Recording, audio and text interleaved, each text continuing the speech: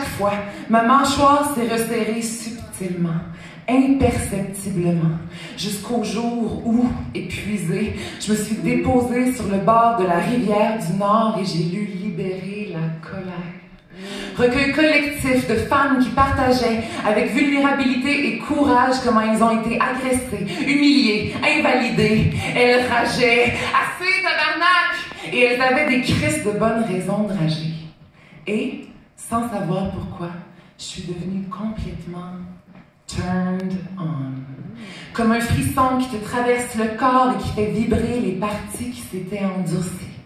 Un frisson qui te murmure à l'oreille qu'il y a quelque chose de profondément bon dans ce fuck you assumé, même si ce n'est pas intelligible.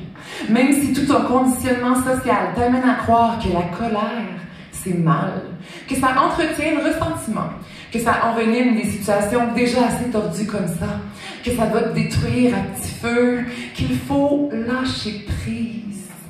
Et par lâcher prise, on entend ne pas se battre et surtout ne pas dire, ne pas leur demander de reconnaître, ne pas leur demander de changer, ne pas leur demander justice et ne pas croire en un monde plus juste. Hey! Oui, notre colère dérange, mais si on prend sur nous, ça nous pourrit l'intérieur.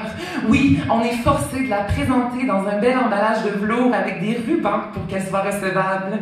Oui, en plus de vivre les agressions, on essaie que nos agresseurs ne se sentent pas trop coupables, qu'ils puissent garder une estime de soi intacte et une bonne réputation.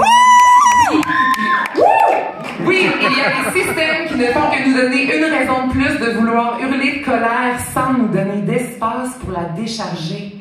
Tu lis les vies de ces femmes qui s'en calissent de déranger, qui pensent à leurs filles, qui veulent un monde meilleur, plus safe pour elles, qui se lèvent comme des dragons et qui crient « Fuck that! Je ne me coucherai pas sur le sol pendant que tu me piétines en silence. » Et malgré tout ce qu'on t'a dit de mauvais sur la colère, ton corps dit « Oui, viens, c'est par ici la guérison. » Une colère qui a finalement la permission d'être, qui ne demandait rien d'autre que d'être, parce qu'elle est déjà cette colère, et depuis longtemps dans nos ventres.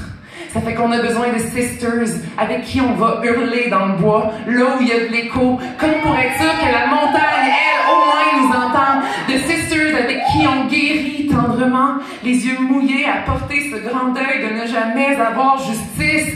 Et des sisters qui tissent des toiles de mots qui deviennent des livres, qui un jour, sur le bord de la rivière du Nord, nous permettent enfin d'être en tabarnak.